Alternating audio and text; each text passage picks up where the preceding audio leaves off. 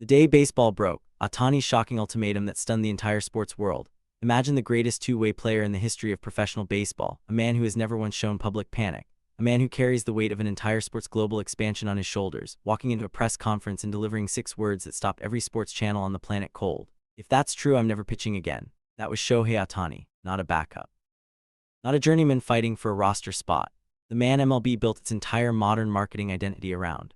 The man who, by every statistical and cultural measure, is the most singular player the sport has ever produced. And he just told the world in plain, quiet, devastating terms that if what he suspected was true, he would voluntarily walk away from half of everything that makes him who he is. This is not a story about a bad game. This is not a story about a close call in the third inning that a fan argued about for 15 minutes before moving on. This is a story about trust, whether baseball's foundation can be trusted, whether its officials can be trusted, and whether even the biggest star in the sport is protected from something as old and ugly as deliberate corruption. And right now we're at Hoop Action TV. We cover the moments that genuinely shake sports to their core, across every league, every stage. We just hit 1,500 subscribers, and if you're watching this and you haven't subscribed yet, hit that button right now, drop a like, leave a comment, and share this video because this story deserves every conversation it can get. We read every single comment, now let's get into it. Before the chaos, before the press conference, before the word intentionally change everything, you need to understand exactly who Shohei Ohtani is, because without that context, the weight of this moment simply doesn't land the way it should. Ohtani is a two-way player in an era when two-way players are essentially extinct at the highest level of professional baseball. He pitches, he hits. He does both at an elite, all-star, historically unprecedented level. There has never been a player quite like him, not in the modern era, arguably not ever. MLB did not just sign Ohtani as a player.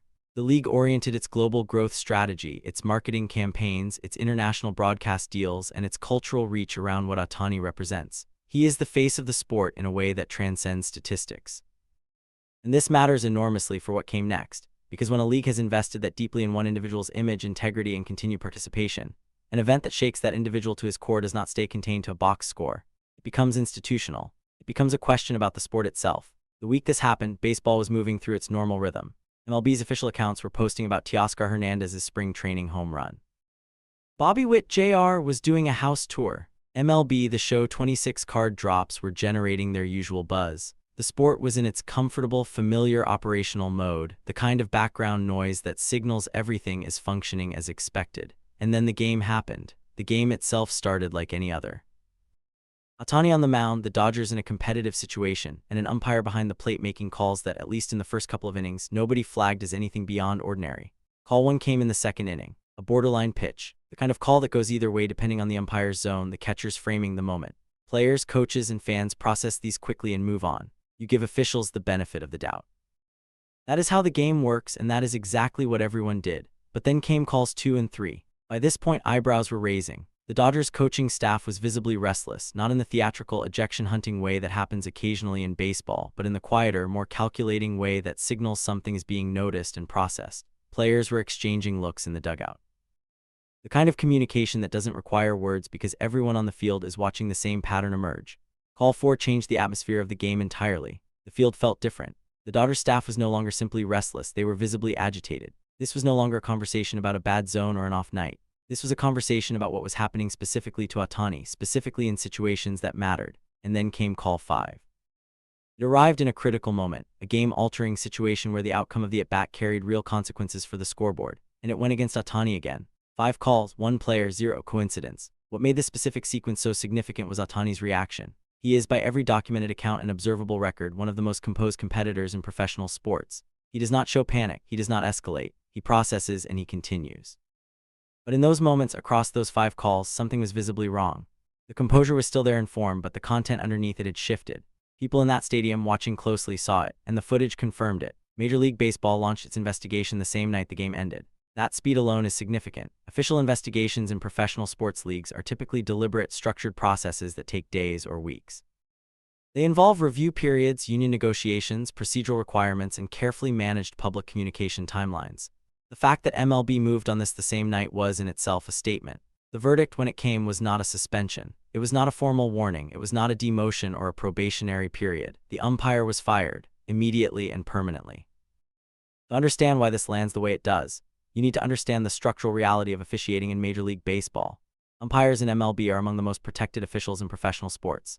The combination of union representation, institutional history, and the league's traditional deference to its officiating core means that terminations, genuine, permanent terminations, are extraordinarily rare. The precedent simply doesn't exist in any meaningful frequency. You can count meaningful firings on one hand across decades of the sport's history. This was not a slap on the wrist. This was the league making the single most severe decision available to it and making it publicly. And then came the additional element that made even longtime baseball observers stop: financial compensation. MLB demanded monetary payment from the fired official, a punitive measure directed at one of its own employees that sits almost entirely outside the norm of how the league handles internal disciplinary matters. This is not what MLB does. The fact that it happened here signals the severity of what the review process uncovered. The league's statement, delivered through its official communications, the same MLB PR channel that typically handles roster transactions and statistical milestones, was swift, severe, and completely public. MLB did not attempt to manage this quietly. The message the league was sending was specific. Integrity is non-negotiable, especially when the target is the sport's most valuable and visible player. The firing would have been the story on its own. But Richard Rushing made sure it wasn't the only story. Rushing did not arrive at his public statement with diplomatic softening or the kind of carefully lawyered language that players typically deploy when engaging with officiating controversies. He came with controlled fury. He came with specificity. And he came with a word that, once spoken publicly, cannot be walked back. The umpire intentionally framed me in Shohei. Parse that sentence carefully, because every word in it matters. Intentionally is not carelessly. It is not poorly. It is not with bias that may have been unconscious. Intentionally means premeditated. It means planned. It means that whatever happened on that field was not the product of a bad night or a flawed human judgment in a high-pressure moment. It was, according to Rushing, a deliberate act. What Rushing described, the timing of the calls, the pattern across the game, the specific situations in which the questionable decisions came, pointed to hallmarks of something organized. The kind of thing you don't typically see in professional officiating controversies, which more often involve unconscious bias, performance degradation, or simple error rates rather than premeditated targeting. The position this accusation placed the Miami Marlins in was immediately uncomfortable. They were the beneficiary of the calls now being labeled as corrupt. They won a game in which, if Rushing's accusation holds, the officiating was deliberately manipulated against their opponents. That is not a position any franchise wants to occupy, and the silence from the Marlins organization in the immediate aftermath was conspicuous. The wider response from players around the league was equally significant. The demand that emerged from multiple corners of MLB's player community was not simply punish the umpire, it was expand the investigation. The question players were asking publicly was the most uncomfortable one available. Is this a single rogue official, or is this something with deeper roots in the league's officiating structure? One word, intentionally, changed everything. The room felt different before Ohtani even started speaking. Press conferences after difficult games have a particular texture to them. Players and coaches are typically in damage control mode or performance mode, or both simultaneously. The questions are predictable. The answers are often carefully managed. The whole exercise follows a familiar script. This one did not follow that script. Ohtani walked in composed. He's always composed, that is the baseline, but anyone who has watched enough of his public appearances could sense immediately that this was operating at a different register. The room was quieter than it should have been. Cameras were already tight on his face before he reached the podium. He opened measured and respectful. He acknowledged the speed with which MLB had moved. He spoke about the importance of officiating integrity to the game. He was precise and organized in his early remarks, the kind of disciplined public communication that has characterized his entire career in the United States. And then there was a pause, a specific, weighted, deliberate silence, the kind that does not happen by accident when someone has been in front of cameras as long as Ohtani has. Cameras leaned in, the room contracted. If that's true, I'm never pitching again. The eruption was immediate, not in the room, which went the opposite direction into stunned silence, but across every platform where people were watching. Social media moved faster than it typically does, even for major breaking sports news. Every major sports channel that was running other programming stopped. The clip distributed itself across the internet in real time. To understand why those 6 words landed with the force they did, you need to understand what pitching actually means to Shohei Ohtani, not as a skill, but as an identity. Ohtani is not a designated hitter who happens to take the mound occasionally. He is a legitimate starting pitcher, a pitcher who, on any MLB roster not also featuring Ohtani the hitter, would still be one of the most compelling and valuable arms in the league. His pitching is not a party trick. It is half of a singular identity that has no precedent in the history of the sport. When he said he would never pitch again, he was not threatening to take a different role in the lineup. He was threatening to remove the half of himself that makes him historically unique. He was saying, the thing that makes me the player I am, I will surrender it before I continue competing in a system that cannot guarantee me a fair field. This is not a threat about money. It is not a contract dispute. It is not a relocation demand or a playing time negotiation. It is a declaration of principle. And principles, when delivered in that room with that pause by someone who has that stature, carry a specific gravity that no other type of statement can replicate. If that's true, I'm never pitching again. He was telling the sport clearly, publicly, without ambiguity, that if this game cannot give him a fair field, he will not give it his full self. The belief he has in baseball was, in that sentence, being placed on the table as something conditional rather than something automatic. Pull back from the specifics.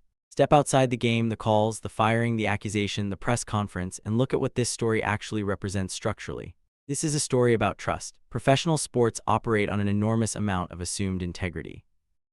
Every team, every player, every franchise, every fan who invests money and time and emotional energy into following a sport does so with the foundational assumption that the competition is real, that the outcomes on the field reflect the actual performance of the people on the field, modulated by officiating that may be imperfect but is not corrupt.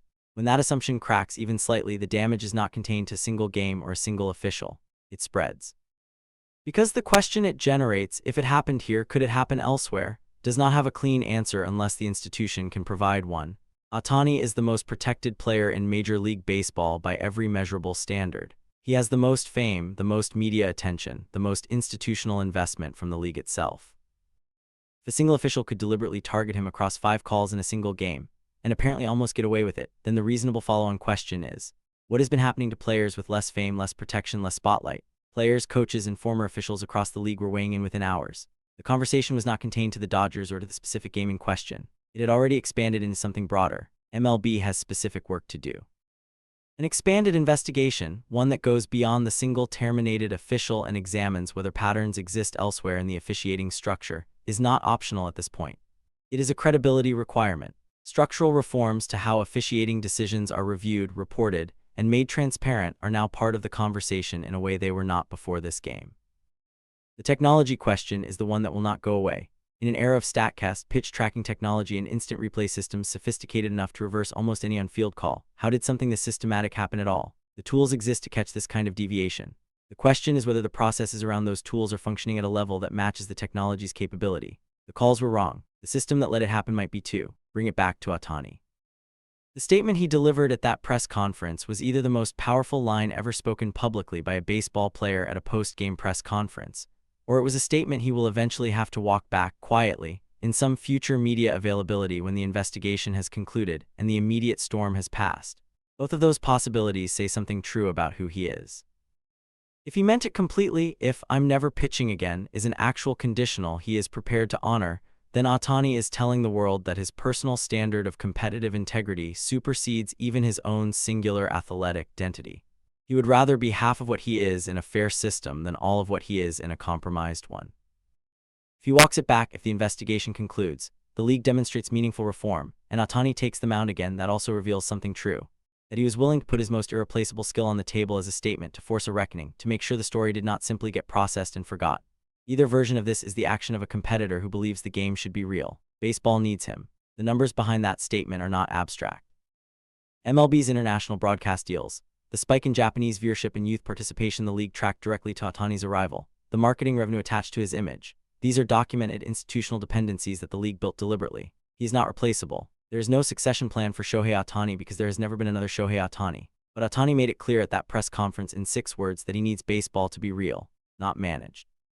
Not protected, not carefully curated to preserve the image of institutional integrity while something different operates underneath. Real. This was a story about a fired umpire. It was a story about Richard Rushing's accusation and the word intentionally, and the Marlins' uncomfortable position as beneficiaries. It was a story about the speed of MLB's response and the rarity of the punishment. But underneath all of that, it was a story about one of the most accomplished athletes in professional sports telling his sport directly, publicly, and without diplomatic softening that integrity is not a negotiable variable for him, that the fair field is not a courtesy he accepts as theoretical while continuing to compete regardless of what happens, that if the field is not fair, his full participation is conditional. Shohei Ohtani has given baseball everything.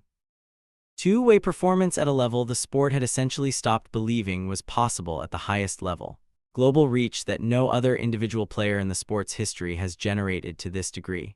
A press conference composure and public presence that the league could not have scripted better if it tried. He is asking for one thing in return. The same thing every player on every roster in every minor and major league park is asking for, a competition where the outcome reflects what actually happened on the field. That is not a complicated ask. It is in fact the minimum the sport owes every person who plays it. Whether MLB can demonstrate conclusively and structurally that it can meet that minimum, that is the story that is still developing. And it is the most important story in baseball right now. If this breakdown gave you something real to think about, share this video, because this conversation deserves to go further than this channel alone. Drop your take in the comments. Do you believe Ohtani meant what he said? Is this a one rogue umpire situation, or does MLB have a deeper structural problem? And if you want to watch what happens when institutional trust in a sport gets stress tested at the highest level, in baseball, in basketball, anywhere, subscribe to Hoop Action TV and hit the bell. We cover exactly these moments. If you enjoy real sports breakdowns like this, you'll like what's coming next.